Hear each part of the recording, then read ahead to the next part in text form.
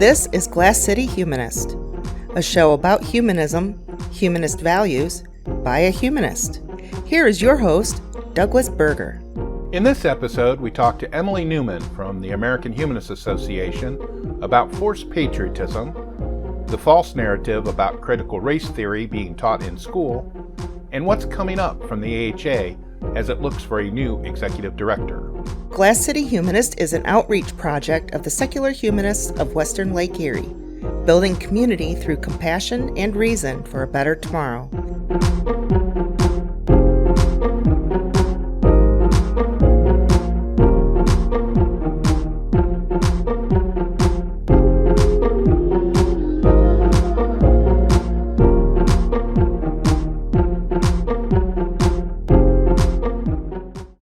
With us today is Emily Newman from the American Humanist Association. She is currently the Senior Education Coordinator, and we're going to talk about what's called forced patriotism. Thank you for joining us today, Emily. Yeah, thanks for having me. And so we'll just get started right off the top. What is forced patriotism? It's literally just about for pushing someone to be devoted to their country, to uphold that your country is better than any others. And you kind of look, there are two different kinds of patriotism. One is the loving your country no matter what, right or wrong, and then kind of an unquestioning devotion. And then the other one would be loving your country while working to fix it. And I think that usually we refer to the first as a forced patriotism, kind of an all or nothing, while the second option is a lot more humanistic. It's a lot more taking responsibility, taking action, being able to see how each person impacts the future and the progress a country can make. And why would forced patriotism be a bad thing? So I think, with any kind of love or devotion to something, it really needs to be consensual from the person, clear that they know what they are devoted to. And so the sense that somebody else is putting this expectation and control over you and deciding how you should connect to something without really properly educating you on why. It becomes much more about this external person than the wants, needs, or understanding of yourself. And so I think that greatly connects to our work in humanism, that we want to take ownership of our lives and make them meaningful and have deep, meaningful connections to concepts, people, situations, without that dogmatic control that others like to put on us. Okay.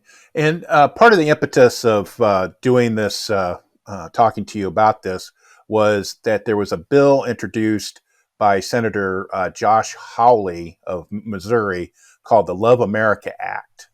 Mm-hmm. And in that, they indicated that, they wanted students to recite the Pledge of Allegiance by the first grade and the Constitution's preamble by the fourth grade.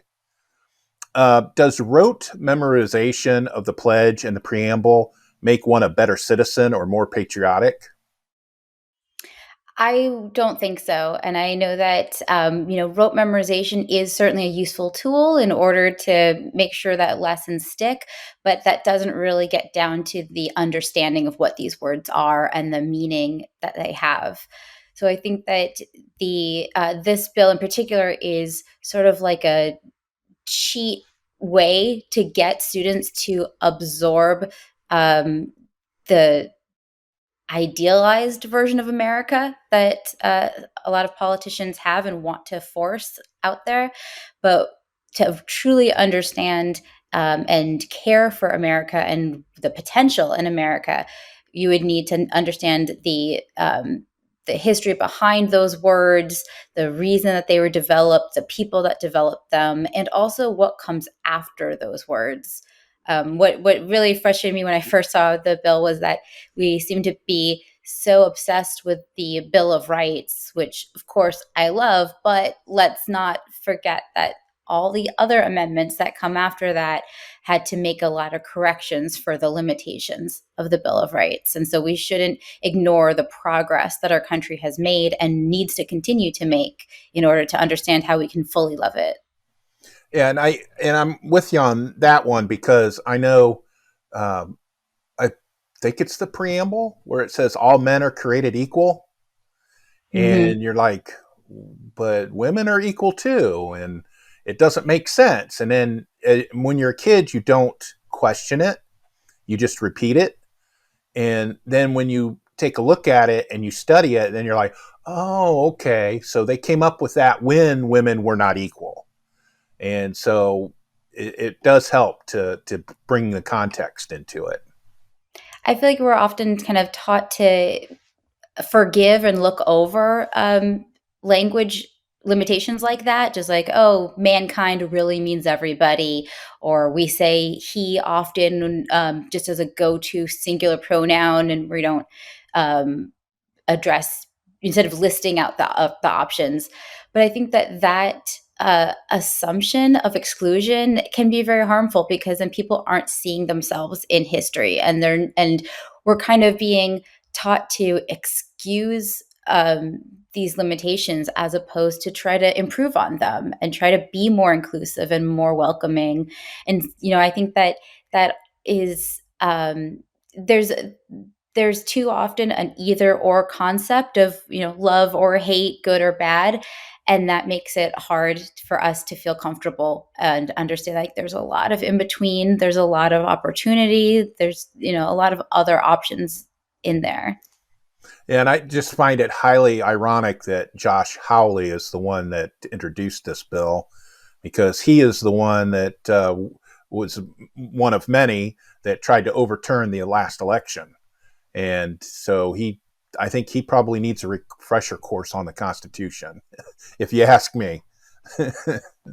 We are seeing a lot of kind of clumping together of issues with recent rallies. So, like, it may start out as a rally against the school board because of masks, but then you throw in their critical race theory, you throw in their politics and concerns about science versus religion, and the whole argument gets very muddled because I think that it's unclear what the goals are and who the different sides are, and even what how we're going to have the discussion. I mean, I think that certainly rallies where we're yelling at each other are not the best place for discussions and for people to actually be heard, but that shouldn't mean that dialogue doesn't happen in order to make sure that people feel heard, feel supported, and that we can come together, especially when it comes to the benefit of educating our children.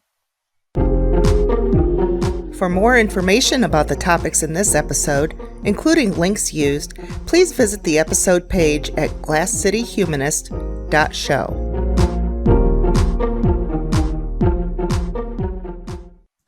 Now, most rational people have investigated this and know that critical race theory isn't being taught in secondary schools or any public schools, really. Mhm. Why do you think conservatives drag CRT into these kind of conversations? I think it's a defensive gut reaction. They didn't like the 1619 Project from the New York Times Magazine. They don't like any hint that they're being referred to as a racist, or any foreseeable like attack on the America that they know is true. And so they just kind of try to do a 180 and go on the offensive and say like, this is un-American, this is hateful, divisive, and they don't. And they literally have people saying that we're just going to throw the stamp of CRT on everything in order to get it out there. Like they're not even trying to hide the fact that that this is sort of a concentrated attack on this curriculum. And I think that it just kind of shows their lack of education and lack of commitment to improving our race issues in America, because they're just trying to, shuffle it under the rug and ignore it and pretend that everything's fine, which really does a disservice to people of all races and backgrounds, because ignoring our difficult history and the troubling systems that that's caused is not going to break these patterns. Yeah, and I have heard some article online, some news article, a conservative actually blaming the continued pandemic on CRT. Hmm. So, yeah, so they just kind of throw that out as a catch-all. Like anything I don't like must be bad and therefore banned. Right. Uh, why do you think kids learning that this country was developed on the backs of slavery important to know and to learn? Because I think that that gives us the fuller history and gives us more narratives instead of centering it on just the you know not just the white voices and potentially the heroic kind of American uh, story. I think that we need to really recognize that the metaphor of a melting pot just focuses on assimilation and that we become the same, as opposed to, I think I've heard the other option is more like a salad, where like we still are ourselves, we still have our identities, but we're working together in a system. I think that we lose a lot of interesting facts and opportunities to get to know each other on a deeper level by trying to erase stories. And I think that it's also important for children and adults, really, honestly, at any development age, to feel comfortable with their identities and not shamed about it. So we kind of want to be able to have those conversations where people can be their full selves and feel respected, and get to know another person's full self. And what would you say to those who believe that pointing out the truth about history means that white children are being made to feel bad at being called a racist? How would you address that? I think that that's an example of someone who is making assumptions about the curriculum and not actually looking at the lesson plans and looking at the goal of the lesson plans. Any good teacher is not going to separate out the children and or attack them or make them feel bad. I mean, if anything, they they want to give the full picture in order to show that although we are equal individuals, we have different experiences and we have different feelings, and all of that is valid, and we should all be working towards supporting each other. So I think that the it that gut reaction of guilt or shame or assuming that the curriculum is going to cause those bad feelings is sort of our some people's like defense mechanism to not actually get into that uncomfortable history and that confusing planning to move away from these harmful systems, really put in the work to figure out what solutions we need. And we've seen recently, because of the pandemic, for mask issues and vaccination issues, hotbed of disputes going on in local school boards around the country. Would you encourage humanists to run for school board? I think that it would be a great platform for humanists to represent themselves, because humanism very much focuses on the concept of engaging with our society and our government and being active. I think that it comes down a little bit more to the person's experience and energy than specifically how they identify because well, of course, I think that humanist values should be represented in school boards. I think that we also can take some work into kind of pushing folks who maybe haven't officially labeled as humanists or don't know that they are humanists yet, to also embrace and understand the values, because they truly are universal. And I think that they are essential when it comes to developing uh, and supporting children to become fully, independent, respectful, ethical beings. And I also think it helps too when people with our values um, go out there into public and try for elective office or school board or whatever, because it gives other people that may be on the fence or may think that they believe like we do, kind of somebody to look up to and might bring them into the fold, as it were.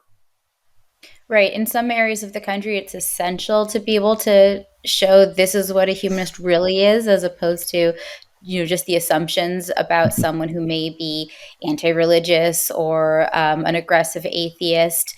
It's important to show what we do stand for, as opposed to always ourselves being on the defensive about what we have concerns about. And I think it kind of opens up that dialogue so that, we can break down those stereotypes of, uh, of good, bad, and really talk more about us as people, us as caring, active community members, parents, guardians. It's, it's always interesting in a lot of the rallies. You see these signs about we're one race, and they mean that as a way to unify the human race, but they are sort of giving a backhanded, like, slap in the face to people by saying, like, but I'm not going to really care about your history or your experience. I'm just going to say we're all the same. Do you like what you hear? Would you like to support the show so we can make it better? You can write a review for podcast apps that allow reviews.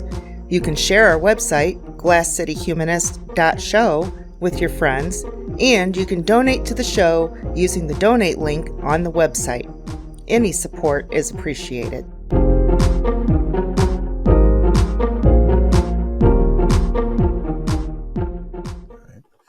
And you do work for the American Humanist Association, and they are currently in a transition period for executive directors. I'm assuming that it's still a transition period. Any hints or anything about who might get hired for that job yet? No hints. I know that the search is very active and ongoing, and we will certainly, share as soon as we have a person in position. And it's been really interesting to see, as we've kind of been moving some responsibilities around, to also kind of prepare for this new person and be both set up so that they're ready to start, as soon as possible, but also making space for them to be able to share their insight. And I know this is going to sound clunky, but what new things are going on at the AHA right now that maybe humanists might need to know about that's going on? Sure. So, we are, as most organizations during COVID, continuing to do our online programming and doing lots of talks and classes. But we have been also participating in-person rallies and working on and showing up to some conferences. I do want to highlight some of the legislation that we are excitedly working hard on. For example, the Do No Harm Act, which we had a virtual lobby day for during the summer, clarifies the Religious Freedom Restoration Act is intended to protect religious freedom without allowing the infliction of harm on other people. So it basically kind of amend what the RFRA or RFRA was supposed to be doing to protect everyone's freedoms, but not use to then limit people's rights. We also have been working on the Exposing Discrimination in Higher Education Act, which requires colleges and universities to state publicly that they have a referral waiver so that potential students who are LGBTQ know that their rights won't necessarily be protected if they attend that school. And the John Lewis Every Child Deserves a Family Act is prohibiting federally funded child welfare service providers from discriminating against children, families, and individuals because of their religion, sex, sexual orientation, gender identity, and marital status. So kind of, we saw a lot of cases earlier of loving LGBTQ families or non-religious families being denied adoption and foster opportunities, which mainly hurts the children seeking caring homes. But there were religious, federally funded services that were limiting that connection. Yeah, and I think that type of those laws that you mentioned are extremely important, because one of the things that's happening is a lot of the courts are ruling against secular neutrality and allowing some of these religious organizations to discriminate against people, as you said, in adoptions and employment and places that they're not supposed to be able to, simply because they're religious. And that was not the point of the RFRA at all. It was supposed to support religious belief, and now it's being used as a billy club. So I really think that these laws are important, that they get passed, so we correct some of this, the way it's going outside what it was intended to do. Yeah, we have, certainly had to work harder the last several years in these court systems, but we're still very optimistic, and working in coalitions, knowing that we are certainly not alone in the work that we do, and that we can,